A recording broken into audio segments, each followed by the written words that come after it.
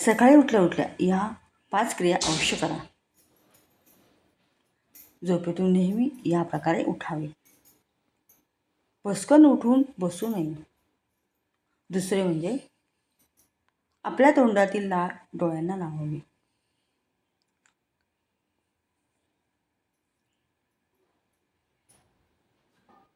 व तिसऱ्यांदा मलासनामध्ये बसून पाणी घोट घोट प्यावे, परंतु ते कोमट असावे, गुणगुणे असावे.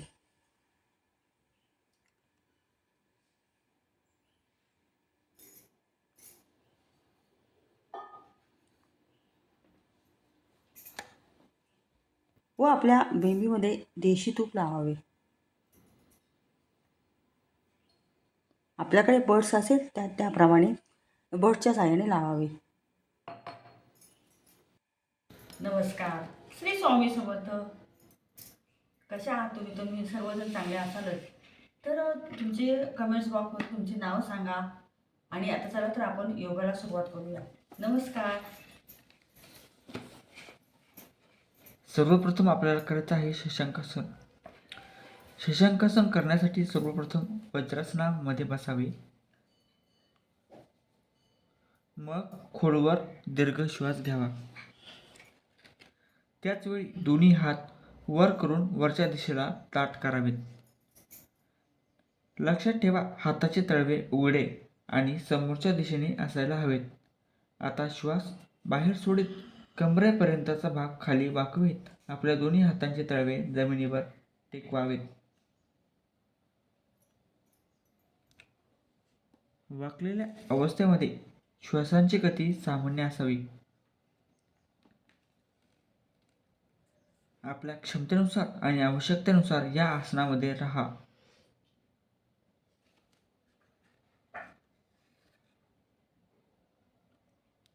आता हळूहळू हात वर करा. अशा प्रकारे या आसनाचे एक चक्र पूर्ण झाले.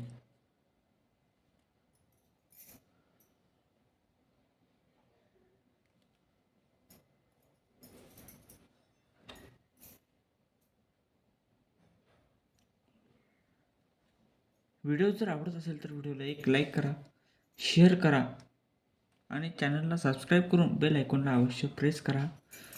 तुम्ही देखील योगा हा आवश्यक करत चला. तर हे पहा, असे तुम्ही 5 किंवा 10 जसं तुम्हाला शक्य असेल तसं तुम्ही करू शकता. या आसनाचा सराव केल्याने आपले मन शांत राहते.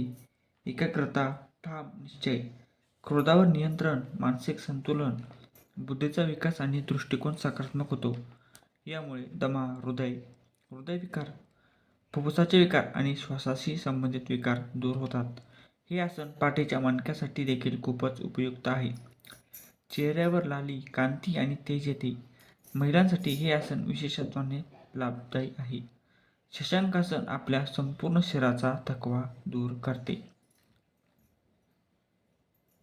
विशेष म्हणजे स्लीप डिस्क, गरोदर स्त्रिया आणि संधिवाताचे रोगी यांनी गुरूच्या मार्गदर्शनाशिवाय या आसनाचा अभ्यास करू नये.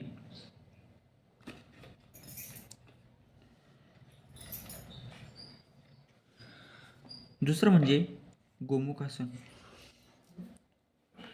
या आसनामध्ये आपल्या शरीराची आकृती गायीच्या मुखासारखी होते.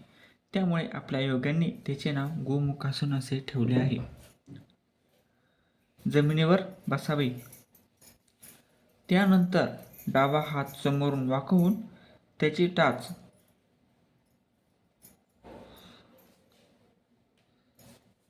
अशा प्रकारे मांडी घालायची आहे. अशाच प्रकारे उजवा आपल्या गुडघ्याची स्थिती अशी असावी की दोन्ही गुडघे एक दुसऱ्यांवर असायला हवेत. या प्रकारे आता उजवा हात समोरून वाकवावा आणि दोन्ही हातांची बोटे मागच्या बाजूला एकमेकांमध्ये गुंतवावी. थोडा वेळ याच अवस्थेत राहावे. लक्षात ठेवा, कंबर, मान आणि डोके सरळ असायला हवे. नजर समोरच्या दिशेला असायला हवी आणि श्वासांची गती सामान्य असावी. काही वेळ आपल्या क्षमतेनुसार राहिल्यानंतर पायांची स्थिती बदलावी.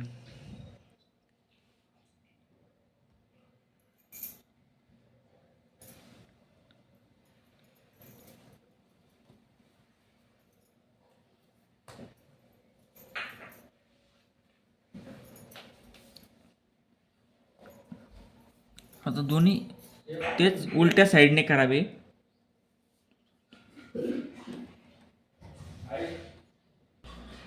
आता हीच पद्धत आपल्याला दुसऱ्या साईडने करायची आहे, म्हणजे दुसऱ्या हाताने करायची आहे. तुमचा हात मागे पोहोचतो की नाही कमेंट बॉक्समध्ये अवश्य सांगा.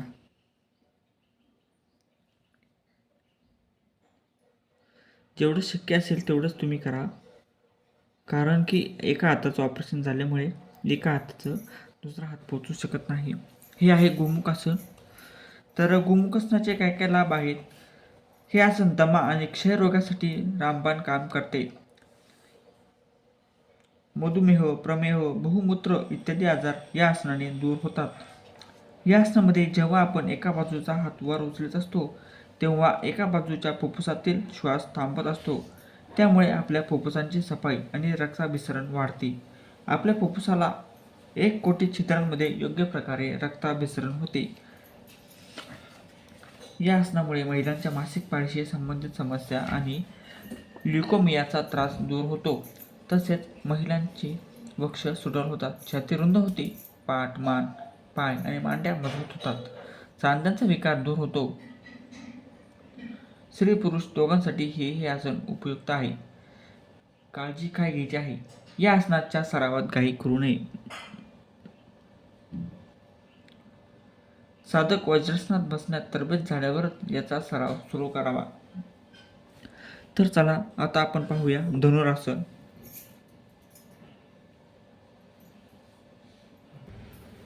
आता आपण बघणार आहोत भुजंगासन. भुजंगासनामध्ये सर्वप्रथम आपल्या पोटावर झोपावे, नंतर हात आपल्या छातीपर्यंत आणावे, नंतर आपली मान वर उचलत संपूर्ण शरीर आपल्या नाभीपर्यंत शरीर संपूर्ण वर उचलावे.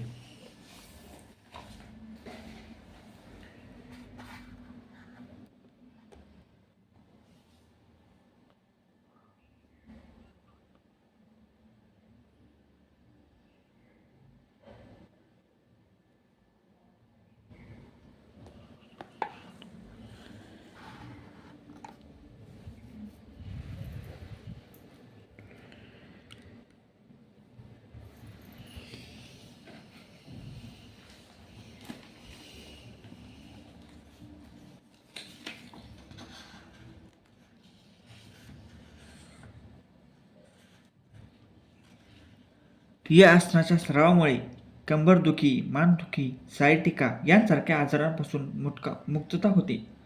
टॉन्सिल आणि थायरॉइड ग्रंथी निरोगी राहतात. पोट आणि आतड्याचे विकार दूर होतात. पाठ, मान, छाती, हृदय आणि खांद्याच्या पेशी मजबूत होतात. लिव्हर चांगले राहते. हे आसन मधुमेहामध्ये रामबाण काम करते. महिलांची ओव्हरी आणि गर्भाशयाला मजबूती मिळते.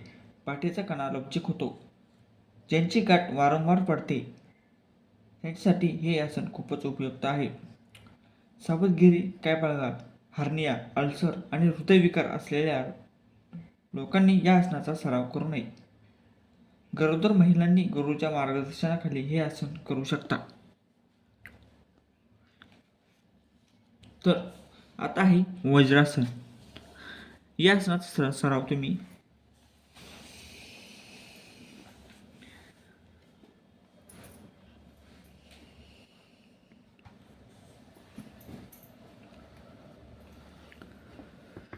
जेवण झाल्यानंतर तर हे आसन तुम्ही अवश्य केलेच पाहिजे.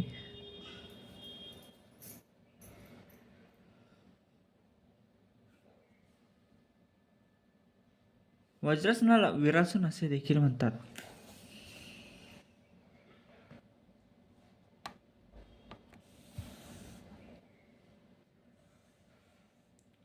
दोन्ही पाय मागच्या बाजूला वळवून गुडघ्यावर जोर देऊन बसावे. पायाचे तळवे वरच्या दिशेला असायला हवेत. दोन्ही पायाचे अंगठे परस्परांना भेटलेले हवेत. टाचा अशा प्रकारे ठेवाव्यात की नितंब त्यावर असावेत. दोन्ही हात मांड्यांवर ठेवावेत. कंबर, मान, छाती सरळ असायला हवे. श्वास आत घ्यावा आणि छाती पुढे काढावी. आपल्या श्वासांची गती सामान्य असायला हवी. या आसनाचा सराव आणि आपली क्षमता आणि काळानुसार करायला हवी. सुरुवातीला कमीत कमी 2 मिनिटे या अवस्थेत राहायला हवी. सराव झाल्यावर हळूहळू याचा कालावधी वाढवायला हवा. या आसनाचा सराव केल्यामुळे मलावरोध, अपचन, वात इत्यादी आजार मुळापासून संपतात. पचनक्रिया वेगवान होते. म्हणून हे आसन जेवणानंतर अवश्य करावे. अतिनिद्रा असणाऱ्यांनी हे आसन खूपच उपयुक्त आहे. या आसनामध्ये नाडीचा प्रवाह ऊर्ध्वगामी होतो. यामुळे जेवण लवकर पचते. गर्भावस्थेमध्ये ज्या महिला याचा सराव करतात त्यांची डिलिव्हरी नॉर्मल होण्यासाठी मदत होते. आपल्या प्रजनन संस्थेतील अवयवांमध्ये रक्तप्रवाह या आसनामुळे जास्त होत नाही. त्यामुळे अंडवृद्धी किंवा हायड्रोसिल नावाचा विकार होत नाही. तर सांधेदुखी असलेल्यांनी या आसनाचा सराव करू नये. नवीन साधकांना आपल्या पायाचे तळवे, टाचा यामध्ये वेदनेची जाणीव होते. आसन संपल्यावर आपल्या पायांना हलवावे. यामुळे पायातील रक्तप्रवाह चांगल्या प्रकारे होतो. हे एक असे योगासन आहे जे जेवण केल्यानंतर देखील केले जाऊ शकते.